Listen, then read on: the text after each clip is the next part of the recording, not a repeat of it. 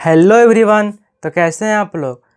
चलिए आज के इस लेक्चर में हम लोग देखते हैं क्लास 10 का जो है मोस्ट इम्पोर्टेंट क्वेश्चन, जो हमको प्रूफ करने के लिए 5 नंबर में पूछा जाता है, सिद्ध करने के लिए कि क्या करना आपको श्रेणी क्रम समूह में जो है श्रेणी क्रम समूह में क्या करना है, इसके लिए व्यंजक प्राप्त करना है। व्यंजक मीन्स इक्वेशन प्राप्त करना है। तो चलिए देखते हैं इस इक्वेशन को हम कैसे प्राप्त कर सकते हैं, इक्वेशन कैसे बना सकते हैं एकदम सरल से सरल, आसानी से आसानी भाषा में। तो इसके लिए सबसे पहले हमको क्या करना पड़ेगा, ये इक्वेशन प्राप्त करने के लिए सबसे पहले जो है हमको मानना पड़ेगा क्या क्या मान लेंगे कि मानेंगे क्या, ए बी बी सी और C D, A B B C और सी डी तीन प्रतिरोधक, जैसा कि चित्र में दिखाया गया। यहाँ से ए है, यहाँ बी है, यहाँ से यहाँ तक ए बी है, यहाँ से यहाँ तक बी सी है और यहाँ से यहाँ तक सी डी है। तो ए बी बी सी और सी डी के बीच क्या करेंगे, तीन आर कहने का मतलब क्या, रेजिस्टेंस प्रतिरोध लेंगे। तो R1 R2 R1 R2 और R3 तीन का लेंगे प्रतिरोध लेंगे। तो सबसे पहले मान लेंगे क्या कि मान लेंगे ए बी बी सी और सी डी के बीच क्या करेंगे, तीन प्रतिरोध लेंगे, जैसा कि चित्र में दिखाया गया है। ए से बी के बीच R1, बी से सी के बीच R2, सी से डी के बीच R3 लेंगे। उसके बाद क्या करेंगे, अब प्रतिरोध है तो प्रतिरोध, एक प्रतिरोध के बीच में क्या होगा, विभवांतर भी तो उत्पन्न होगा ना, पोटेंशियल भी उत्पन्न होगा।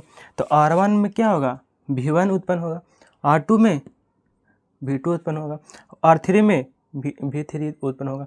तो वही चीज़ लिखा हुआ, क्या करेंगे, ए बी बी सी और सी डी के बीच प्रतिरोध जो है R1 R2 और R3 पहले ले लेंगे। उसके बाद क्या है, अगर इसमें विद्युत धारा प्रवाहित करेंगे तो वही ए बी बी सी और सी डी के बीच क्या होगा, तीनों में जो है विभवांतर V1 V2 और V3 उत्पन्न होगा। V1 का R1 के बीच V1 होगा, R2 के बीच V2 होगा, R3 के बीच V3 होगा। अब इतना जब उत्पन्न हो जाएगा, V1 V2 V3 हो जाएगा। अब ओम के नियम से हम लोग क्या जानते हैं, नहीं ओम के नियम से क्या, ओम के नियम होता है क्या, तो ओम के नियम होता है V बराबर आर आई होता है ना। ओम के नियम क्या होता है, V बराबर आर आई होता है। ओम के नियम तो V बराबर आर आई होता है, लेकिन यहाँ पे भी क्या है, एक भी, दो भी, तीन गो भी है ना। तो तीन गो भी है तो तीन गो भी निकालना पड़ेगा।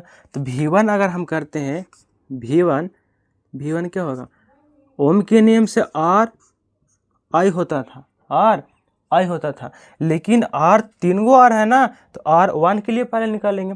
V1 यहाँ है, R1 यहाँ है, तब V1 इक्वल टू क्या होगा, R1 आई हो जाएगा, R1 आई हो जाएगा।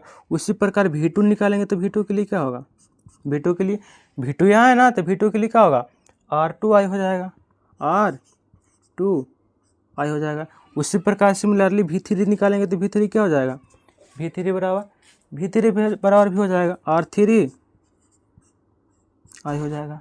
आसान है एकदम। तीनों कहाँ से लिखे हम लोग, तो ओम के नियम से लिखे है ना। ओम के नियम हमारा यही बताता है ना कि V is equal to R I होता है। अब V is equal to R I होता है, तीन गो भी है, V1 V2 V3, तीन गो आर भी है, तो तीन गो आर, तो तीन गो भी निकलेगा ना।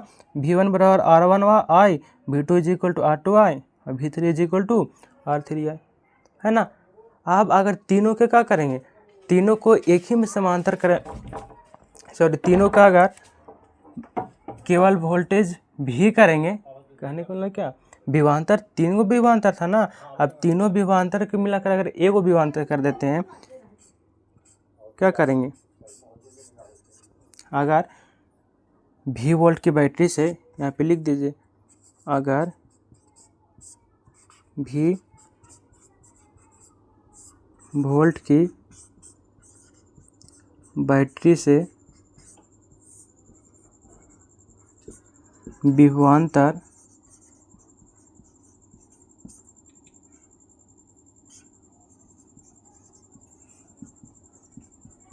भी उत्पन्न होती है। अगर मान लिया V1 V2 V3 नहीं रहता, केवल V रहता, तो क्या करते, V इज इक्वल टू क्या हो जाएगा, अब V है तो तीन को भी निकाल के लाए ना, तीनों भी को कर देंगे, जोड़ देंगे, तीनों भी को जोड़ देंगे।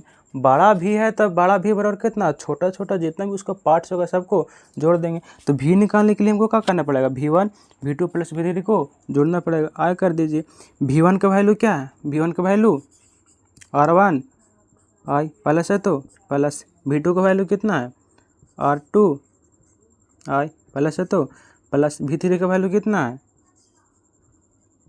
R3 आई। अब यहाँ पे क्या दिख रहा है, यहाँ पे सब में I कॉमन है ना, सब में I क्या है कॉमन है, सब में I कॉमन है। अब सब में I कॉमन है तो I को निकाल लेंगे, I को निकालेंगे तो क्या करेंगे, यहाँ पे R1 लिखेंगे प्लस R2 लिखेंगे प्लस R3 लिखेंगे, ये भी वाला निकल जाएगा, इसको इक्वेशन फर्स्ट मान लेंगे, है ना। यहाँ पे आराम से है ना, सब में I कॉमन है तो सबको I कॉमन निकालेंगे, I कॉमन निकालेंगे तो R1 R2 R3, इसको इक्वेशन फर्स्ट मान लेंगे। अब क्या करेंगे, अगर इधर पे लिख देते हैं, अगर हम क्या कर सकते हैं, अगर 3E जो हम लोग क्या किए, ये हम लोग 3 को प्रतिरोध लिए थे ना, R1 R2 और R3, 3 को प्रतिरोध लिए थे। अगर आप क्या करें, तीनों प्रतिरोध के मिलाकर क्या करेंगे, अगर एक ही को प्रतिरोध ले लेंगे और तीनों वोल्ट के मिलाकर 1 वोल्ट यानी 1 भी ले लेंगे तो उसको से क्या प्रभाव पड़ेगा, लिख दीजिए पहले। अब यदि तीनों प्रतिरोधों के समतुल्य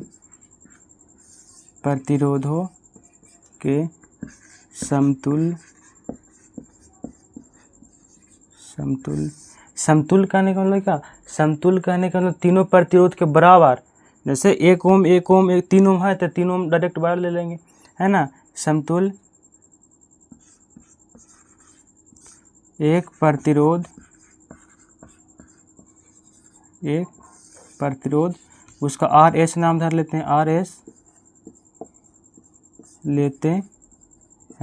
R मतलब रेजिस्टेंस, S मतलब क्या, S मतलब सीरीज में हम लोग कह रहे हैं ना, श्रेणी क्रम कहने का मतलब क्या, सीरीज बोलते हैं ना, इसलिए R इसलिए लेते हैं। अब तीनों को RS ले लेंगे तो फिगर क्या बनाएंगे, अब जब तीनों को RS लेंगे तो फिगर क्या हो जाएगा,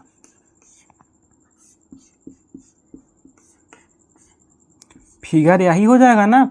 RS यहाँ पे 1 2 3 को प्रतिरोध था, तो 3 को प्रतिरोध था तब ना R1 R2 R लिखे थे, R3 लिखे थे। अब यहाँ पे 1 ही को प्रतिरोध है, तो 1 ही को प्रतिरोध के हम लोग क्या मान लिए हैं, RS मान लिया है ना। तीनों प्रतिरोध के मिलाकर एक प्रतिरोध RS ले लिए हैं। ये तो V वोल्ट का बैटरी है ही, S मतलब यहाँ पे क्या स्विच है ही, है ना। अब इसके बीच विभवांतर V उत्पन्न होगा ही। अब इसमें अकॉर्डिंग टू ओम के नियम से करेंगे, अकॉर्डिंग टू ओम के नियम से अगर इसमें जैसे इसमें किए वैसे इसमें करेंगे तो ओम के नियम से क्या होगा, ओम के नियम होता है क्या है, यही चीज़ होता है ना, ओम के नियम V बराबर R है, तो V बराबर R कहने का मतलब R S लिया है ना, तो R S I तो इसमें I धारा प्रवाहित होगा ना, यहाँ पे I धारा प्रवाहित कर देंगे। V वोल्ट का बैटरी है तो बैटरी से I जो है करंट क्या होगा प्रवाहित होगा, है ना। तो V बराबर RS I हो जाएगा, इसको इक्वेशन सेकेंड मान लेते हैं। अब यहाँ पे क्या हो रहा, यहाँ भी V का ही मान आया, यहाँ भी V का ही मान आया। अब दोनों जगह V का मान आ गया ना, अब दोनों V के मान को क्या कर सकते हैं, बराबर कर देंगे।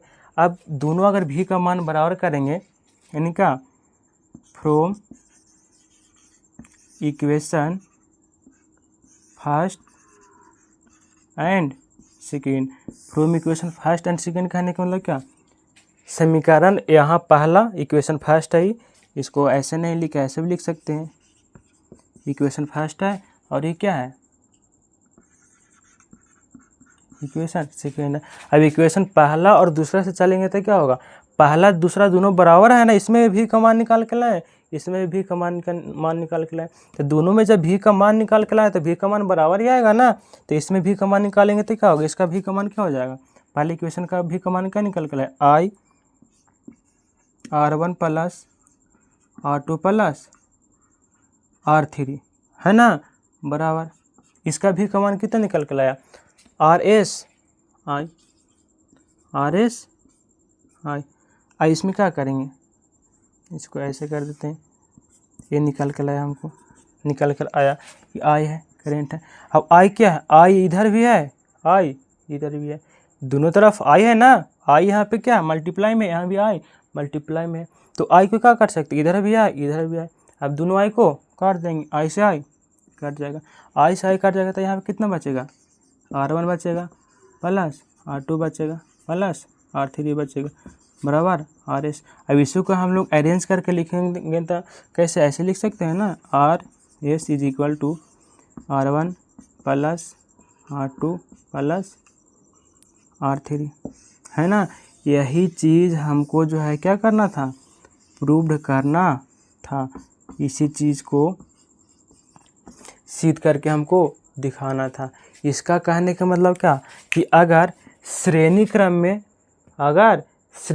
में क्या करेंगे, R1 R2 R3 को जोड़ेंगे, ऐसे श्रेणी क्रम में रहेगा तो सीधा सीधा हम लोग क्या कर सकते हैं, श्रेणी क्रम में कोई प्रतिरोध दिया हुआ है तो जितने भी प्रतिरोध है सब प्रतिरोध को क्या कर देंगे।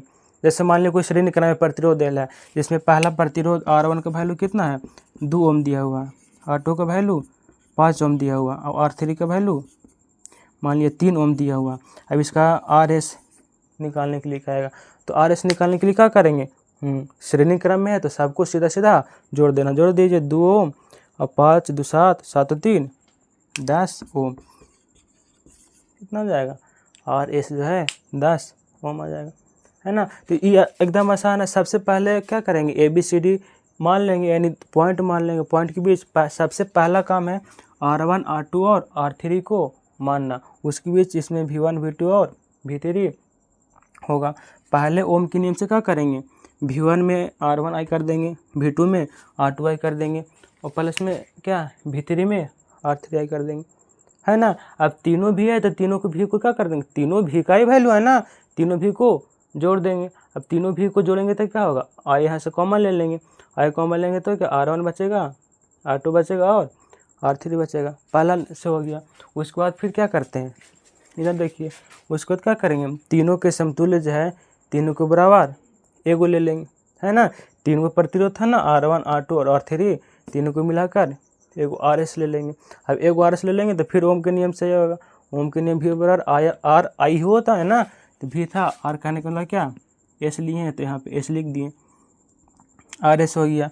अब दोनों इक्वेशन को क्या कर देंगे, मिला देंगे, बराबर कर देंगे, बराबर कर दीजिए, है ना। बराबर करने के बाद क्या होगा, आई से आई कट जाएगा, RS बचेगा, तो RS का वैल्यू जो है R1 R2 प्लस R3 हो जाएगा। एकदम आसान है।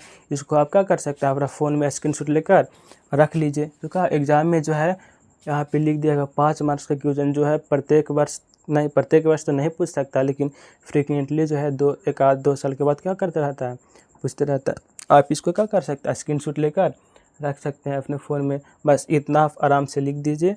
आपको एग्जामिनर जो है क्या करेगा, आराम से जो फुल मार्क्स जो है 5 नंबर देने का काम करेगा। एकदम सिंपल सी भाषा भी है। अगले वीडियो में हम लोग क्या देखेंगे, इसको समांतर क्रम में जोड़ेंगे तो कैसा रहेगा। Thank you.